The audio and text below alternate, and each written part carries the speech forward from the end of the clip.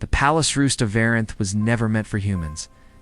Its hallways curled like the inside of a colossal conch shell, walls shimmering with the faint blue of crystallized flame. Dragon courtiers strode through with tails held high, wings rustling, like restless sails. The air always smelled faintly of molten metal and spiced smoke. And in that unlikely cathedral of heat and grandeur worked Daniel Janitor, broom wielder, survivor of 5 budget cuts, an unregistered therapist too, 3 cranky guards, and 1 oven-sized hatchling who had once eaten his mop. Daniel had a gift for being quietly invisible. He swept, scrubbed, and fixed things. And most importantly, he did not draw attention to himself. That was a feat in a palace where dragons the size of trucks accidentally stepped on distractions. But that fragile peace ended the day the Dragon Queen's twins decided to begin their rampage phase. He had heard rumors, the kind that slithered through the corridors when the nobles thought humans couldn't hear. Royal twins were always rare. Twins with unstable fire glands were even rarer. Twins who bit palace guards for fun? Our legends. Unwanted ones. The twins Razar and Sura were only half grown, about twice Daniel's height. With scales that refracted light in wild, shimmering patterns. They were beautiful in a way that made everyone nervous. Their flames behaved like feral beasts, unpredictable and quick to take offense. That morning, the palace shook with the kind of thuds that meant large, angry dragonlings were in motion. Daniel sighed and tightened the knot of his cleaning apron. He had just polished the obsidian tiles. Whatever chaos waited around the next corner would undoubtedly destroy his entire morning's work, and possibly him. He rounded the bend. Royal corridor lay in smoking ruin. Marble pillars were cracked.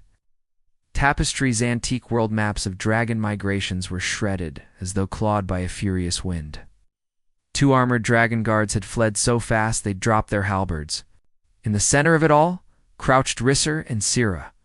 Risser's scales were a stormy swirl of bronze and cobalt. His horns grew downward in a shape that reminded Daniel of a river carving a canyon. Sira was more angular, star-white and gold, her wings flared like she expected the sky to come to her indoors.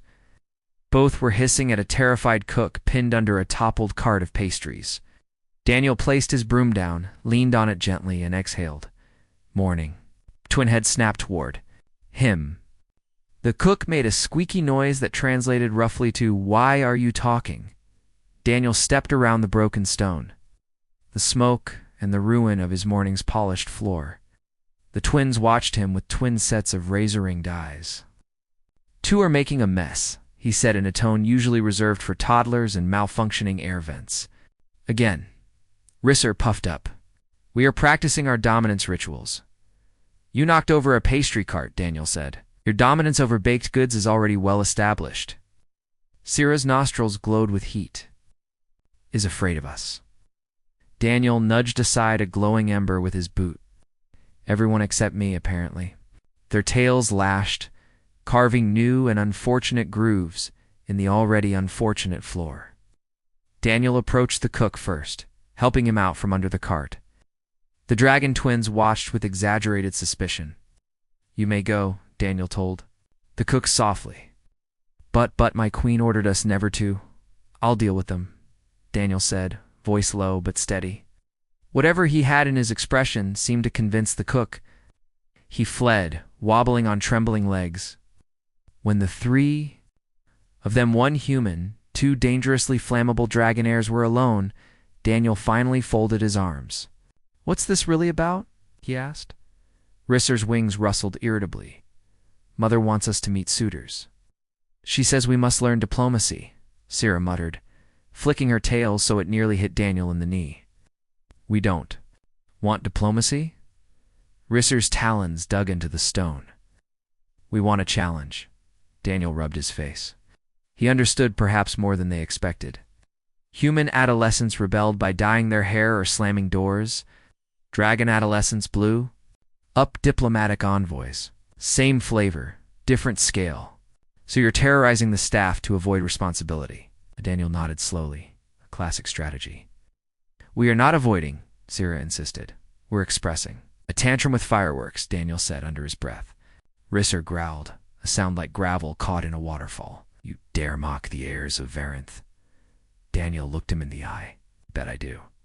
Both dragons froze. Most creatures, dragon or human, hesitated to challenge royalty. Daniel had no such instinct. He was too exhausted for fear and too underpaid for diplomacy. Sit, he said. The shock in their eyes would have been comical if their teeth weren't the size of carving knives. But after a moment of bristling hesitation, they sat. Not gracefully, more like sulking mountains. Good. Daniel dusted off a fallen tapestry. Now, if we're done destroying my hallways, we're going to the training grounds. Training, Sira blinked. Mother forbade us. She forbade you unsupervised training. Daniel shrugged. I supervise. Poorly, but I do. Rizzer's tail made a hopeful twitch. Will there be targets? Several, Daniel said. Preferably ones that don't scream. They followed. As Daniel walked between them, two giant twitchy, unpredictable heirs, he felt something shift, like a storm cloud deciding he might be worth not raining on. The training grounds lay beneath a vast dome of reinforced crystal. The air shimmered. With leftover heat from previous sessions, rows of stone dummies lined the walls, cracked from centuries of dragon blasts. Daniel led the twins to the center. Right, he said, setting the broom aside like it was a staff of office. What skills are we working on? Precision? Control? Not setting innocent cooks on fire? Risser snorted. We can control our fire perfectly. Sira nodded enthusiastically. Observe. Before Daniel could protest, she inhaled. The crystal. Dome brightened. Her fire glands glowed. Then she sneezed. A golden-white explosion shot upward, ricocheted off the dome, and vaporized 3 training dummies. The air rippled. Daniel blinked, hair standing up from the sudden heat wave. Bless you. Sira sunk down until her muzzle nearly touched the floor. We can't help it. Our fire glands are unstable. Rissar rumbled with embarrassment. We're defective. Daniel didn't laugh. The twins expected mockery, but he saw something. Familiar in their hunched shapes, adolescents struggling with bodies not yet matching their intentions. You're not defective, he said, voice firm. You're unpredictable. And unpredictable just means you need better techniques. His words settled into the air like cooling slag. What techniques? Risser asked, voice small for someone with a wingspan that could shade an elephant. Breathing first, Daniel said. The dragons groaned. Yes, breathing, he continued. If you can control your breath, you can control your flame. Yeah. 2 are like overcharged reactors with leaky valves. Sira winced. That sounds painful. Explains your mood, Daniel said. He guided them through human calming techniques he'd once used on a panicked coworker during a blackout. Inhale, hold, release, visualize. The twins struggled at first. Their exhalations shook dust from the rafters. Their inhales rattled the crystal. But slowly, something shifted. Their flames dimmed from feral thrashing to low, manageable glimmers. When Rissar breathed out without igniting anything, his eyes widened. I didn't explode. Small victories, Daniel said. Savor them. Sira's next breath was smooth, her fire gland pulsing like a steady lantern instead of a storm. This actually works. Told you, the training continued. The ruins of destroyed dummies piled up, but each was shattered with intention, rather than accident. The twins laughed shrill, unguarded laughter when Risser missed a target and Sira teased him mercilessly. Daniel felt a strange warmth that had nothing to do with dragonfire, something like pride, something like belonging. By the time they trudged back up the spiraling corridors, scales dimmed with exhaustion, the palace felt calmer.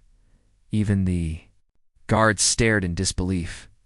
The Dragon Queen awaited them at the top of the stairs, her wings folded like the pages of a thunderstorm, her gaze a molten gold that could melt bones. Daniel bowed deeply, not out of fear, but respect. My heirs. She said slowly, are calm. Sira puffed her chest. Daniel trained us. Risser nodded eagerly. He taught us breathing. The queen stared at Daniel with an expression typically reserved for discovering a new species of miracle. You, she said, accomplished what 6 elite tutors, 4 generals, and 1 mystic failed to do? Daniel shrugged. Sometimes kids just need someone who talks to them like people. The queen let out a slow, seismic exhale. Then unexpectedly she dipped her head, a royal gesture of gratitude. You have my respect, she said, and my children clearly trust you. Risser and Sira pressed in close to Daniel, their bulk shutting out the rest of the world. It was an odd feeling being sheltered by beings. Who could level a battalion? The queen continued. From this day forward, you will serve not merely as janitor, but as royal stabilizer of the heirs. Daniel blinked. Is that a real position? It is now. He tried not to smile. Can I keep my broom? The queen frowned. Why? Daniel looked between the twins, whose scales now glowed with quiet, controlled warmth. It helps me keep things in order. Risser nudged his shoulder. We like it when you carry the broom. Sira nodded. Official. The queen considered, then granted a single nod. Very well. As they walked back into the palace together, Risser and Sira flanked Dan.